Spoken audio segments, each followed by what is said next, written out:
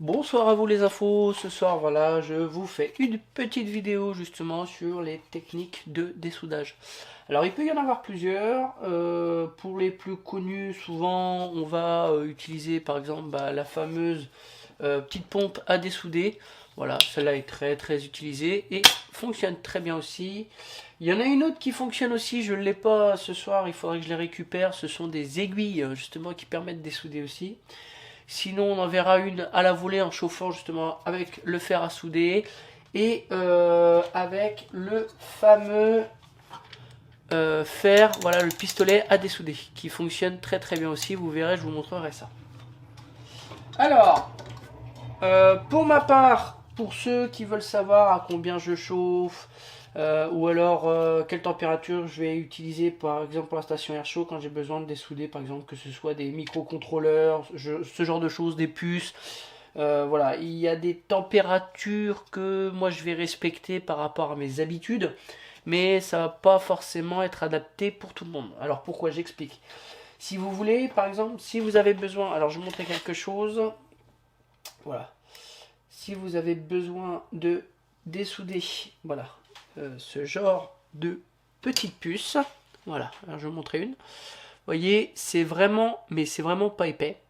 Et ben, ce genre de petite puce, voilà, si on veut les dessouder sans les abîmer, déjà, ce qu'il faudra faire, c'est le mieux, c'est d'avoir du flux. Ça, c'est important. Je l'en avais déjà parlé dans une autre des vidéos.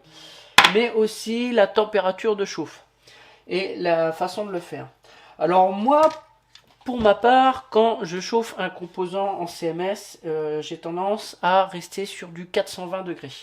Voilà. Si je vous montre là, par exemple, à l'heure actuelle, vous voyez, si je vous montre justement ma station, voilà, là, à l'heure actuelle, je suis sur du 420. Mais je suis pas tout le temps, voilà, je suis pas tout le temps à 420 degrés. Je m'explique. Des fois, quand j'ai besoin de souder, par exemple, des deux fils, voilà, entre eux, pour mettre après, je sais pas, de la gaine thermo, ce genre de choses, je vais plus être dans des températures à 3,75, 3,80.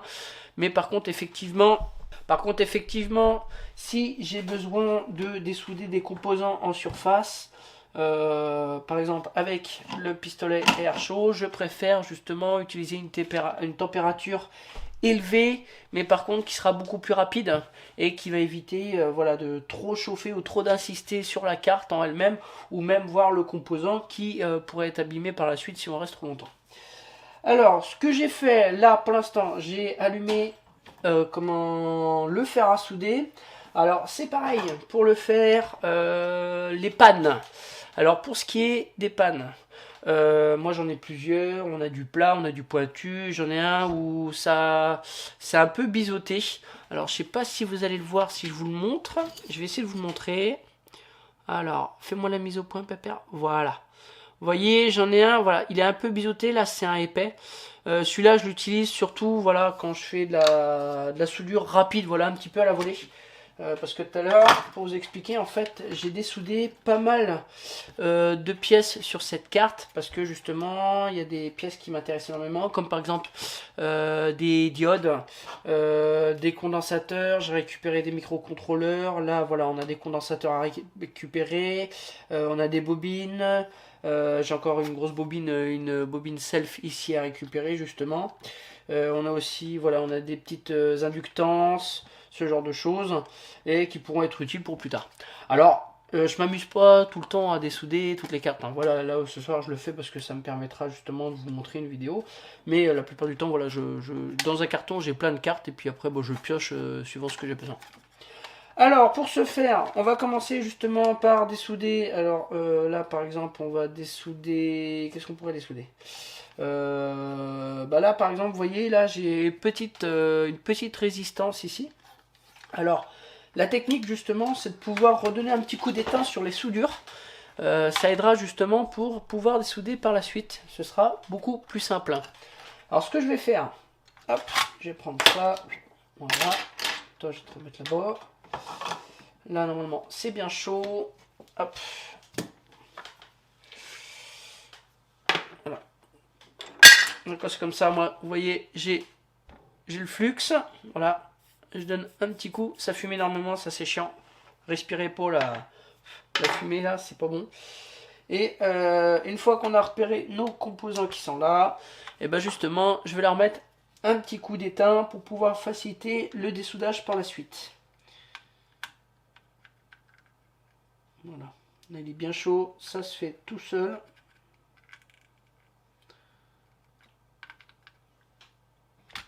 Parfait. Peut-être essayer de zoomer peut-être un peu pour vous. Moi je suis à fond. Hop, voilà. Comme ça vous allez voir. Voilà, parfait. Vous voyez là je suis à 420. C'est vraiment pour moi c'est l'idéal. Des fois je me mets à 3,80 mais des fois je trouve que ça a du mal à prendre au niveau de l'étain. Suivant justement sur quelle carte on utilise ou si c'est de l'étain par exemple qui est sans plomb. Là, je peux vous dire, vous avez intérêt de monter votre température parce que pour dessouder, c'est une catastrophe. C'est pour ça que c'est toujours plus simple de souder avec du plomb parce que au niveau de la température, comment la température de fusion avec du plomb est beaucoup plus basse que celle qu'on a sans plomb à l'heure d'aujourd'hui. Et ça, bah, forcément, c'est un grand débat. Alors, une fois que ça c'est fait, bah, justement, on va utiliser la petite pompe à dessouder. Voilà. Alors moi j'ai l'inconvénient ici sur les pattes là justement, les pattes ont été tordues, sans doute bah, justement pour faciliter le maintien. Dans ces cas là ce qu'on fait, on chauffe correctement, voilà, on lâche pas son fer à souder et là on vient directement coller, et voilà. Alors c'est pas ce que je préfère mais des fois ça marche très très bien.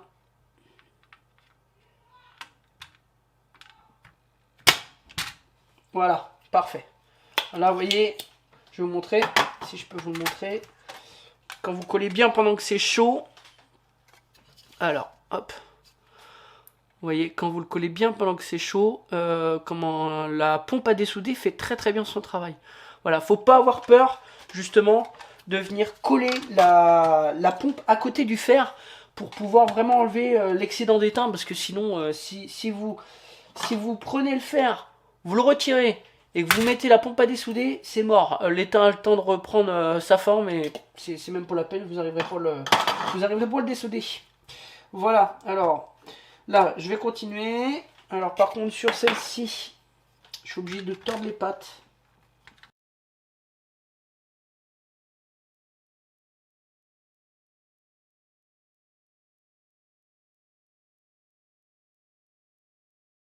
Hop. Après, toujours avoir une petite pince Bruxelles. Hein, si je vous mets de toute façon des liens en bas de la vidéo avec tous mes outillages, hein, si vous avez besoin. Voilà, alors ça c'est fait. Et là ce qu'on a, oui, hop, normalement c'est bon. Elle va venir, bah parfait, vous voyez, hop, ça vient du premier coup, sans trop forcer.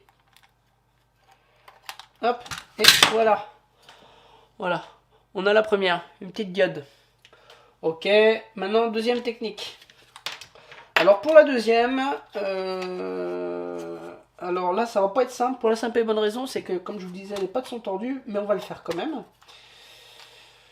Hop, le but est de pouvoir, alors que je m'y prenne correctement, je vais mettre déjà pour pouvoir forcer un peu. Et je sais pas si je vais y arriver parce que là franchement c'est pas pratique. Mais c'est juste pour vous montrer que ça fonctionne aussi. Dans ces cas-là, ce qu'on fait aussi, c'est... Là, je vais préparer justement ma pince Bruxelles. Je vais venir chauffer. Hop, et voilà.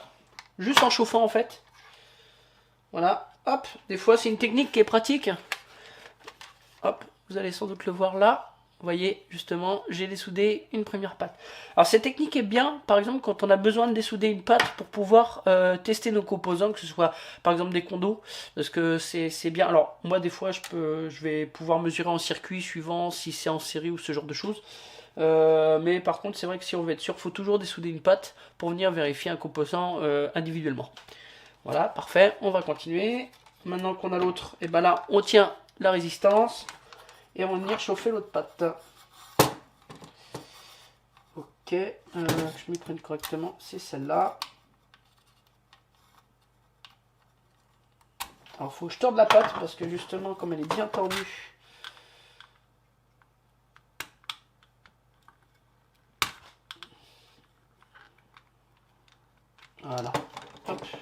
parfait. Et nickel, vous voyez, ça vient tout seul.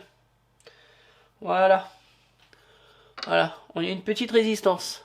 Parfait. Allez, maintenant, on va faire une autre méthode. Alors, celle que bah, vous avez déjà vue de toute façon, là, et c'est celle que je préfère. Voilà. Enfin, il y en a encore une autre, mais je vais préparer le pistolet. Hop. Voilà, je vais préparer ça.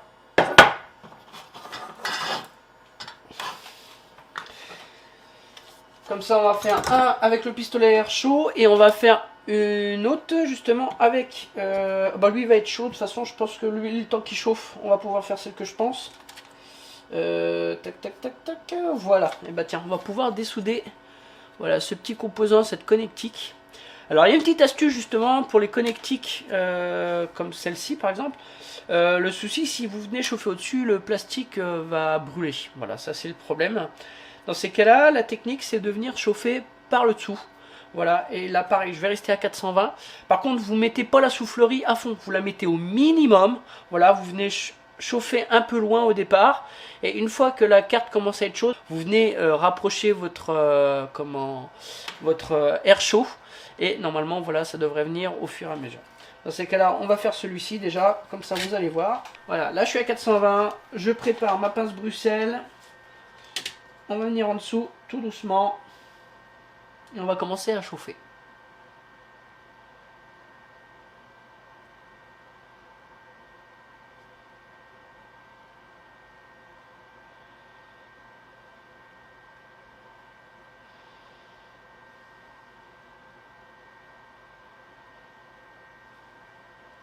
Voilà.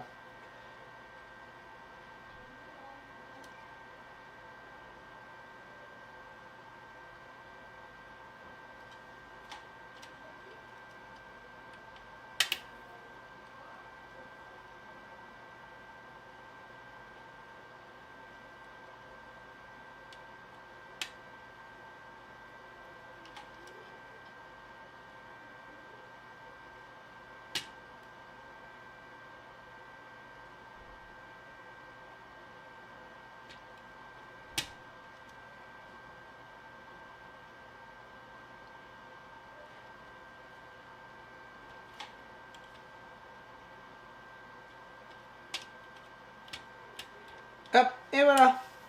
Parfait. Nickel. Vous voyez, si vous le faites de façon correcte, voilà, je vous montre ça.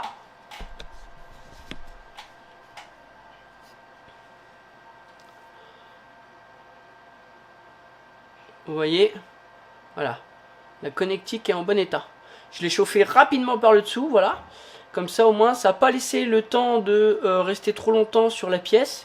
Et justement, d'abîmer celle-ci. Et si on regarde au niveau de la carte, vous voyez, elle a strictement, mais strictement rien du tout. La carte est en très bon état. Voilà, le but, c'est de chauffer vraiment rapidement pour pouvoir décoller le composant assez rapidement. Ça évite justement de l'abîmer.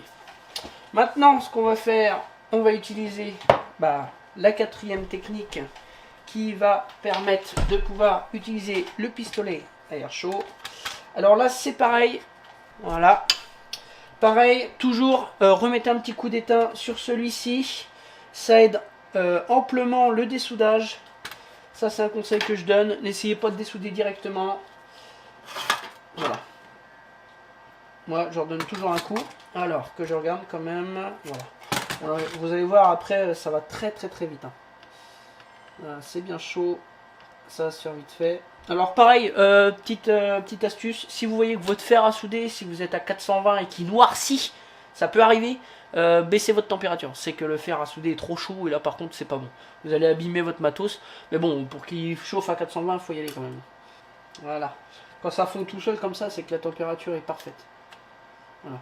Quand par contre vous mettez votre fer et que ça fait des pâtés, que ça fond pas correctement, c'est que justement c'est que c'est pas assez chaud et là vous allez faire plus des conneries qu'autre chose.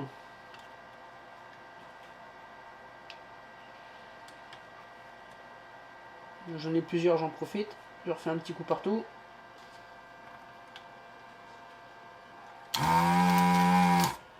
Vous Vous voyez, je vais vous montrer ça. Vous voyez, ça se dessoude vraiment, mais très très très rapidement. Ça, c'est vraiment le gros avantage en fait du pistolet.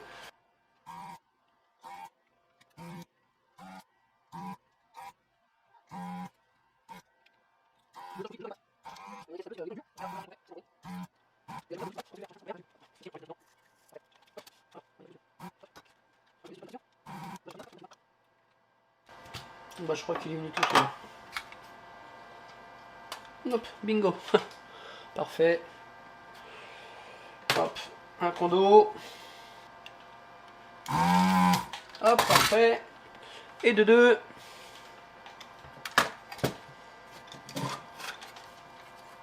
Bah, ceux-là, ils vont venir tout seuls. Il y en a juste un. Voilà. Hop, et de 3. De 4. Vous voyez, ça va assez vite.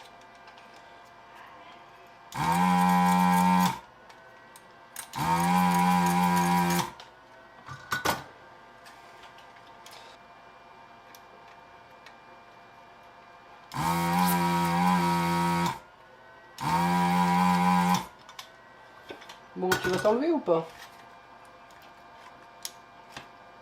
Aïe, on y donc. Ah, ça c'est parce que les pattes elles sont pliées alors. C'est un peu Carl Bonbon. Ensuite, j'ai pas fait cela là, je voudrais récupérer une inductance là parce que j'en ai besoin en plus sur une autre carte. C'est exactement les mêmes.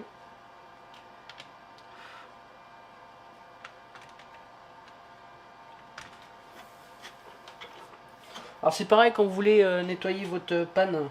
Voilà, dans ces cas-là, ce que vous faites, vous récupérez, vous lui mettez un petit peu d'étain partout. Comme ça. Voilà, ça la nettoie. Hop, et après vous venez la nettoyer.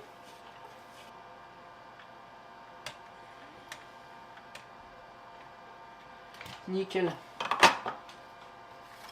Je vais récupérer la petite là, parce que celle-là j'en ai besoin. Je vais faire ça tout de suite. Bah, vous voyez, c'est venu tout seul. Voilà.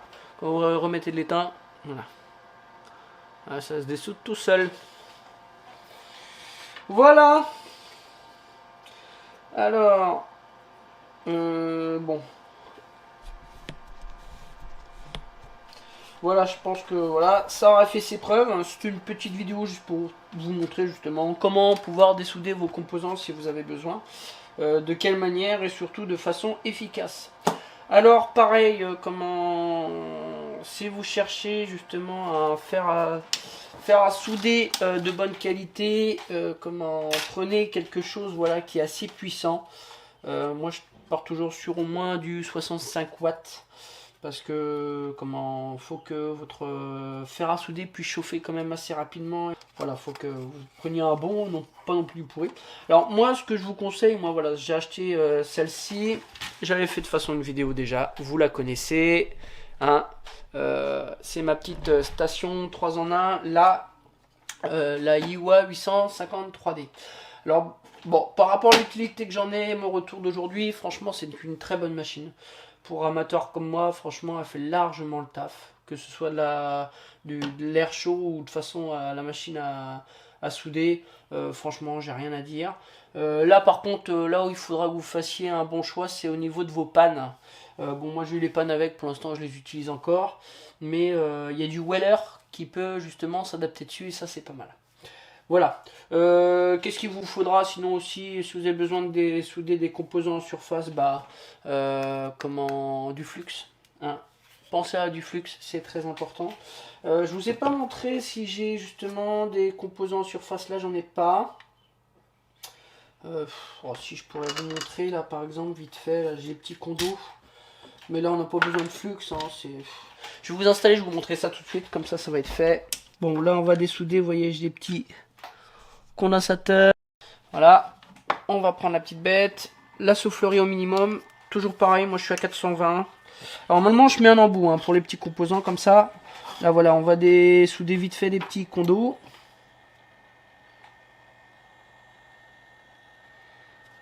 On chauffe un peu partout pour chauffer un peu la carte. Voilà, j'y vais pas brusquement d'un coup dessus quoi. Hein, voilà, c'est pour chauffer un petit peu celle-ci. Alors là, je mets pas du flux, hein, pas pour des petits composants comme ça. Mais je pense que je referai une vidéo pour tout ce qui est microcontrôleur, ce genre de choses. Des fois, ça m'est arrivé justement de monter la température encore plus haute pour des composants qui étaient un peu compliqués.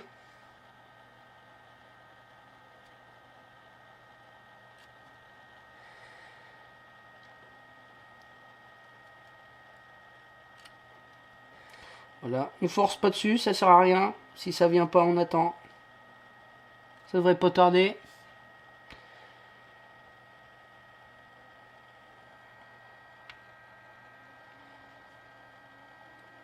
Hop, le premier, le deuxième, le troisième, un petit transistor. Hop, parfait.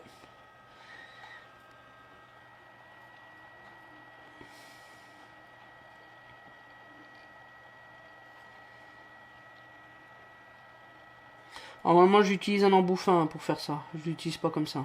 Là, je m'en fous, c'est une carte voilà, qui est une donneuse d'organes. Voilà, tout simplement. Normalement, pour ce genre de choses, moi, j'utilise un embout comme ça. Voilà, qui me permet d'essouder tout ce qui est CMS. Voilà. Bon, bah les petites infos, quoi dire de plus. Voilà, bah, j'espère que la vidéo vous fera plaisir. N'hésitez pas à me laisser des commentaires en bas de la vidéo si vous avez besoin de me poser des questions. Sur ce, moi je vais vous laisser là-dessus. On se retrouvera très prochainement, justement, je vous prépare d'autres vidéos sur de l'électronique, mais aussi sur de l'informatique. On verra quelques trucs, je vous montrerai des choses intéressantes. Et sur ce aussi, je vous prépare une vidéo justement sur un montage avec des haut-parleurs justement. Ça vous permettra justement comme les petites JBL, ce genre de choses, mais de façon plus puissante et quelque chose de simple. Vous allez voir, c'est pas forcément très compliqué. Sur ce, moi les infos, bah, je vais vous laisser là-dessus, puis on se retrouvera très bientôt pour une nouvelle vidéo. Allez, je vous dis à la prochaine. Bye.